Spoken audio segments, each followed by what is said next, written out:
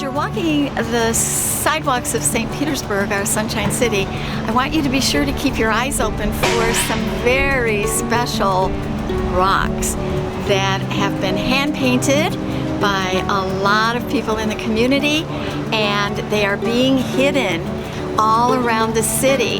And if you find one of these rocks, you'll be able to see that it's telling you about the Good With Me Day Festival on Saturday, September 21st in historic Williams Park from 10 a.m. to 4 p.m. And as you follow me, I'm going to hide this and someone's going to find it. And the other thing that they're going to get to do with this is take this rock to the Locale Market for a free cookie. So watch where they go. And they're not hidden so far in that you won't be able to see it. And then we're going to hide a second one here, just for good measure.